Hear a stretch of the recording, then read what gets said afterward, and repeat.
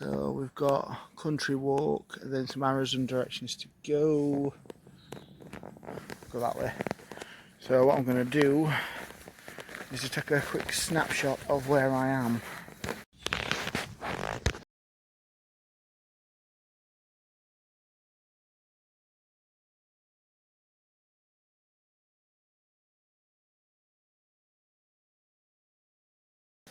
So, since I make it into two videos, I might as well pick a subject for this video.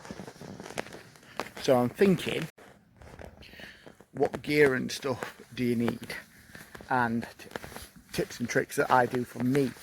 So obviously in the last video I just explained, why I'm getting into rucking and going out walking places. I suffered a loss. I lost my mum, and this is helping me with my mental health and de-stress me. I don't know if I covered it. I don't know how it's sounded in the last video, how I covered it, because it's still a bit of a raw nerve for me to talk about. So, but yeah. But for this video,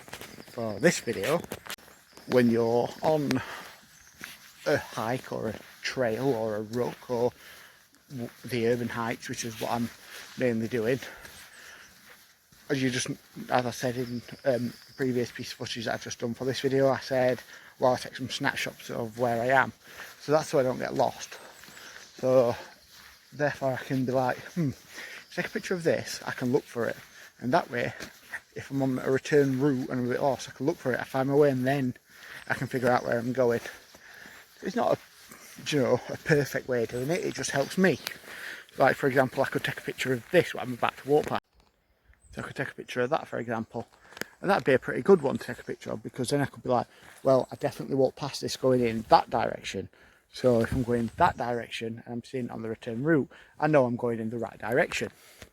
I mean, don't get me wrong, it can be somewhat flawed as an idea for marking your bearings, but for me, it works. So knowing how a way you can track where you're going without a map.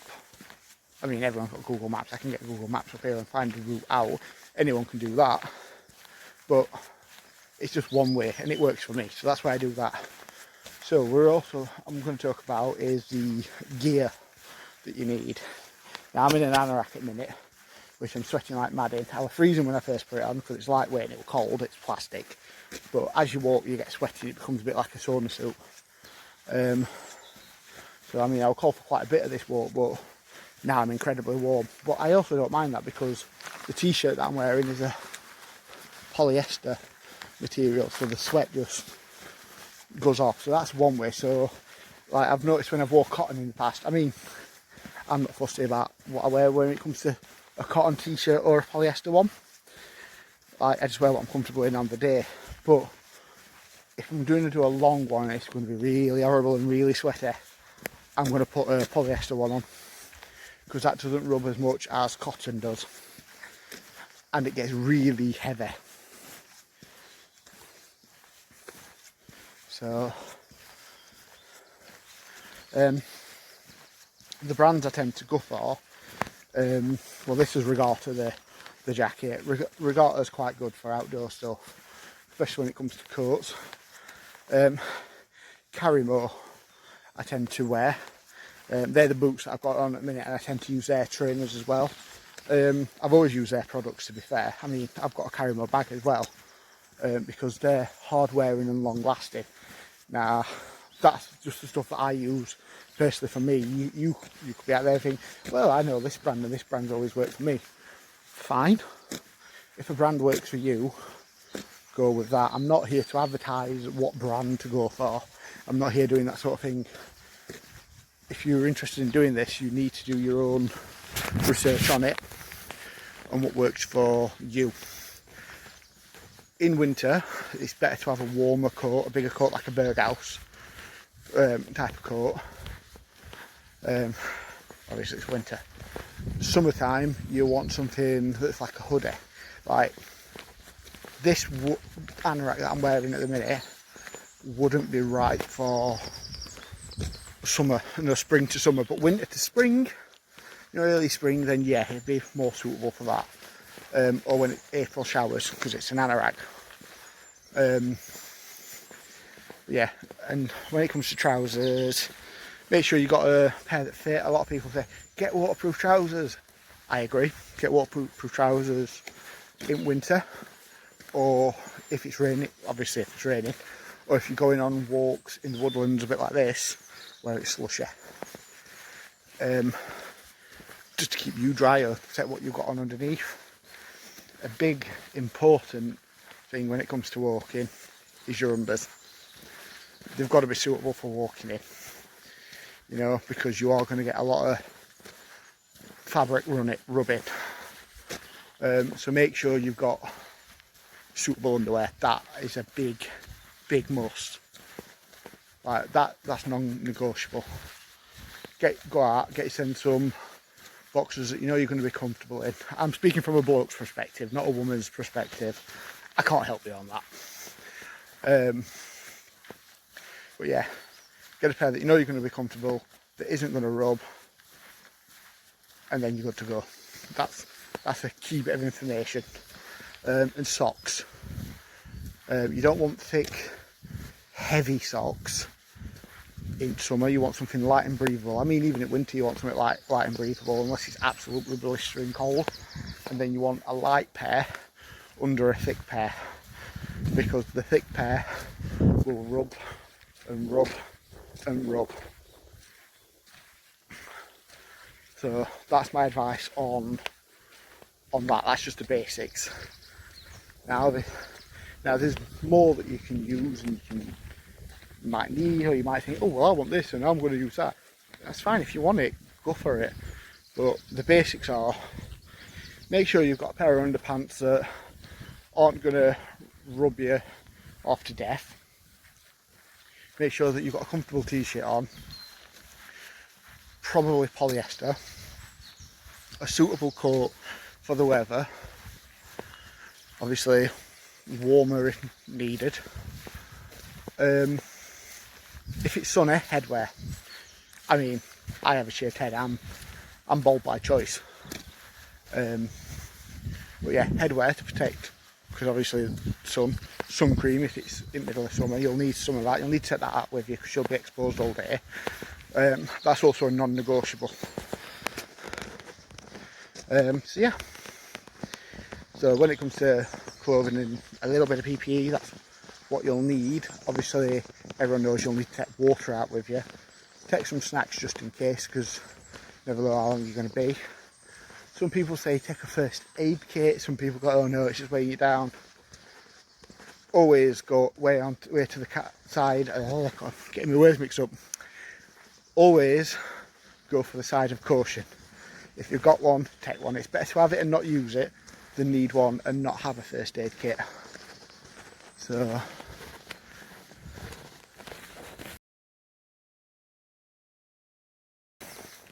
I was just walking, just checking something on my phone, looked up and there's the world's cutest puppy giving me a love attack. Like, it ran up to my feet, all it wanted was a cuddle, and it was so adorable. I kept stopping and being like, I'm scared of you. And Shan, no, I'm not scared of you, and then looks at you again like, I'm scared of you, but I'm not scared of you. Oh, it was adorable. Absolutely lovely. So that's another thing, like, you kind of need to be aware of when you're walking, is people and animals around you. Like, especially if you go off trail, there could be people walking the dogs, lovely friendly dogs like the one I've just come across. They might not be. So you've got to be aware of that, and look at, if you've not done this before, just look into how you should behave around dogs and other people on walk, because you could also startle people. I interacted with a lady earlier walking on this route, and she introduced herself to me, which just to let me know that she was on my right hand side with the dogs. So I didn't get startled, or the dog didn't get startled. So there's stuff like that, like a lot of it is common sense really, and just general manners that helps. Like for me, one of the things that you'll notice is that the video keeps cutting, because I'm stopping filming to start filming again to talk, because other people might not want to feel that they're on camera, even though they're not on camera. They might think I'm filming them when I'm not. So it's just like courtesy like that if you're doing something like this, not to put other people on edge or upset them, because just polite really. I've got no real becauses. Especially when it comes to women though, because I'm a man on my own at the minute. You might be a man watching this thinking, oh, I want to go on a walk, and then you go out and there might be a woman on her own. I'm not going to say she'll be scared of you, but she might think, oh, there's a man following me, what do I do? Like, so your best bet is just to be polite. Try to, if you're overtaking them in the walk, just say hi on your left or on your right, you know, that sort of thing, and then walk at a moderate pace. One way I'd say it's good to, I'm walking back now by the way, to do it is practice social distancing like in lockdown. Just think to yourself, right, there's a woman on her own, I'll stay 2 meters away at all times. If I overtake, give them a reasonable wide enough berth. Obviously you don't have to, like, for example, walking down here, walk around that and then come front and like that.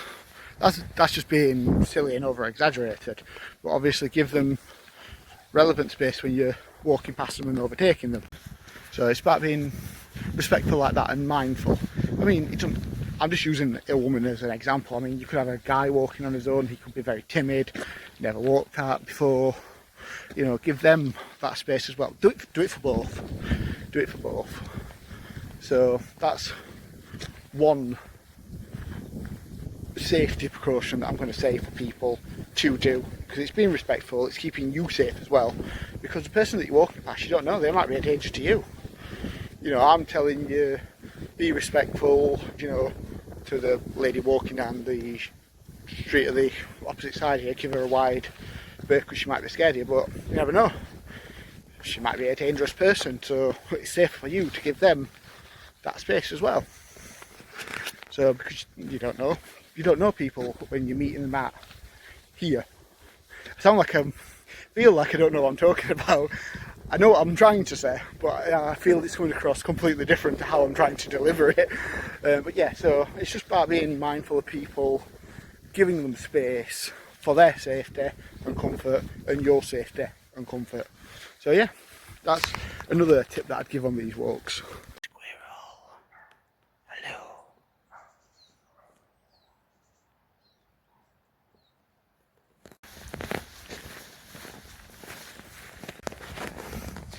So there's a path there, some houses there. I wonder if that's Mosborough, could be Eckington. Not quite sure which route I've took out because I'm not 100% sure because it's the first time I've done it. You know what, there's only one way to find out, isn't there? Let's explore.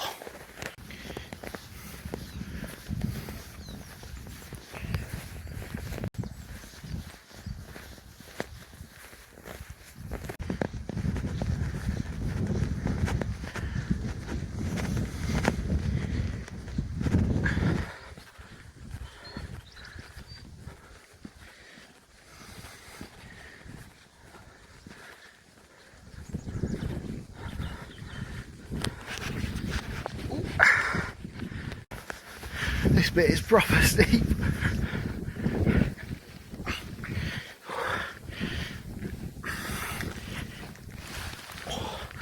That took some leg strength. I have no idea where I am. Stairs. Or straight off. Straight off. Not doing stairs. I did deadlifts yesterday. Whew. I did deadlifts for ages. I did some very weird ones. I did some very weird deadlifts where I stand in deadlift position and then do a row, drop it back down, deadlift, shrug, and then drop the weights back down to beginning at deadlift again. But I were only using light weights, but I hadn't done it in a long time. I did loads, so being sensible and keeping it short I did. Loads. And I'm paying for it today. Whew. Right, going up to an end. Now I'm not sure where it's taking me. I'm not sure at all. So we'll find out.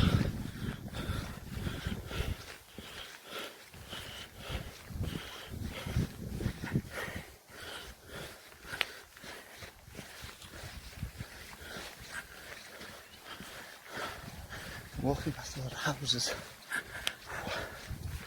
Don't know where I am. There's a park as well. Soon find out.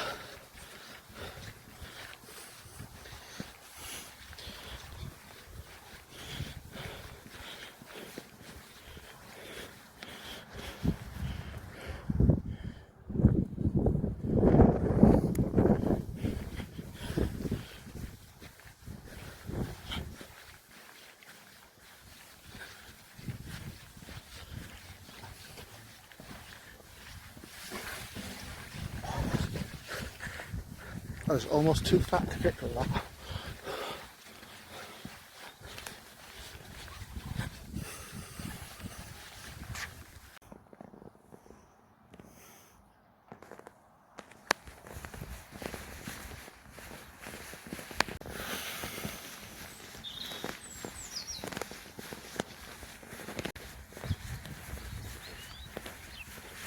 Right, coming up to an end now, let's see where we are. I have not a clue, but it doesn't half look posh.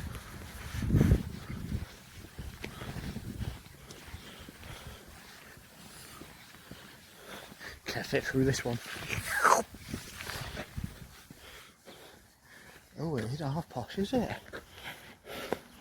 I don't think this is Eckington, I think this is Mosborough. Just googled it, but as I've googled it, I've clocked where I am. I know exactly where I am, because I know that co-op. I'm in Eckington. Quite far out, actually. A lot of them UK flags.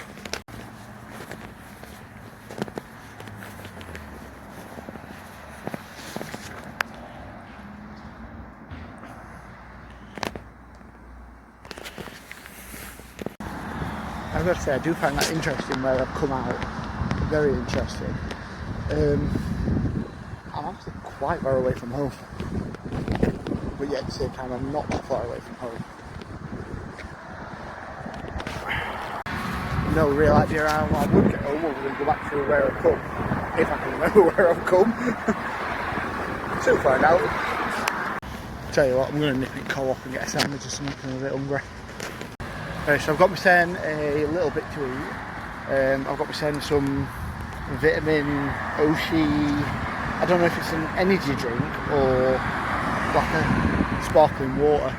I'm not quite sure. I've got myself one of them Tiger energy drinks, you know, that they're like £1. They were the cheapest thing there because it wasn't the cheapest shop that I've been in. And is this person going to stop? Yes.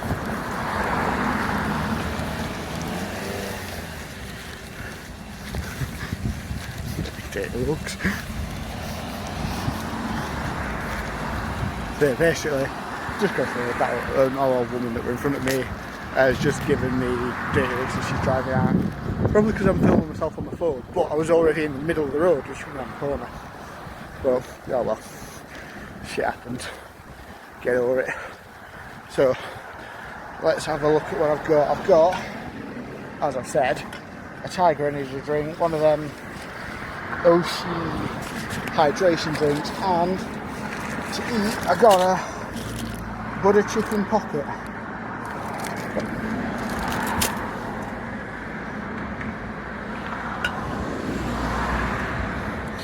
Like I was trying to say before the car thing was, I was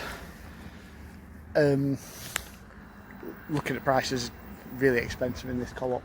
Co-op's expensive in general, but this is really expensive. I just realised there's more Union Jacks. 1 minute, I'll show you.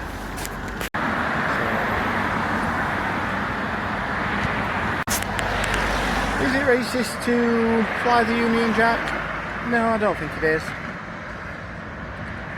It depends on the person who's waving it. whether it's being used as a weapon for that. I don't think the flag itself is a racist symbol. I don't think having the flag up is a racist symbol. I believe the racist is the person walking around with it shouting obscenities. Or I think the un-British person, as in a white person, that's not being British at all, is the one flying a flag that's defaced and then going, "Oh, I'm British, mate." You're not British, you're an idiot. You know, you're flying a defaced flag. That's anti-British, if anything. Yeah, but like I'm saying, I don't think the flag's racist. I don't think flying the flag's racist. I think it all depends on the person who's waving it and what's their agenda behind waving it. So that's just my opinion. I mean, you might think I'm wrong, but it's my opinion and tough. So I've just seen a bus go past. Well, takes to Christian It's basically takes me home. So that's fine. So I know I can get back from here, but I'm going to choose to go through woods and take on my hood. I'm going to have this. Drink that.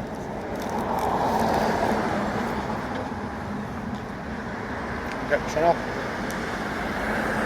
Now, this isn't bad actually. It's not great. Probably better out there, but it's not the worst butter chicken curry pasty I've ever had.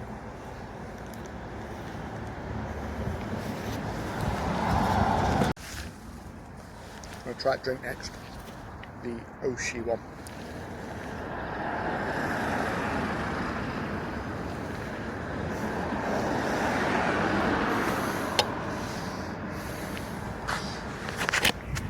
Nah. It's alright. I mean,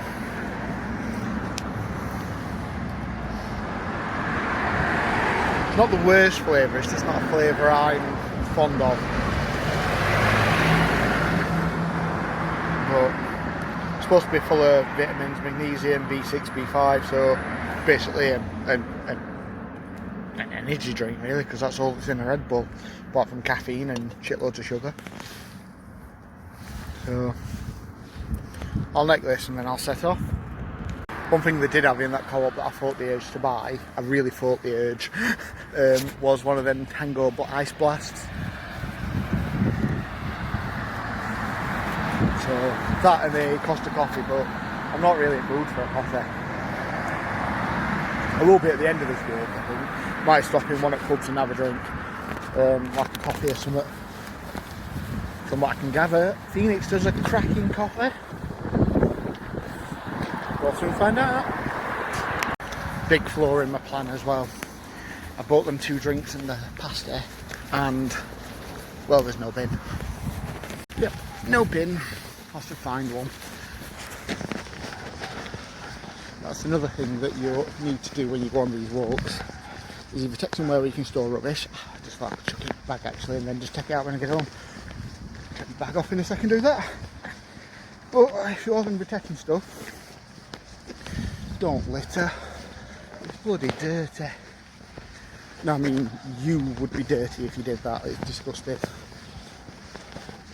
Like, just don't do it, man. I'm wrong, there is a bin, a dog poo bin.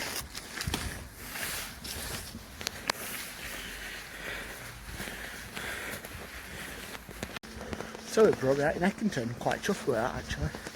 I wasn't expecting, I thought I would go at Mosbury.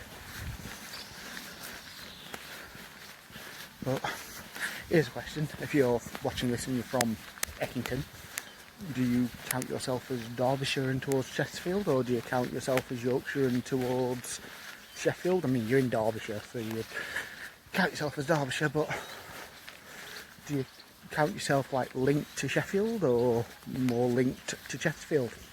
I'd be interested to know basically the opinion, so leave a comment please.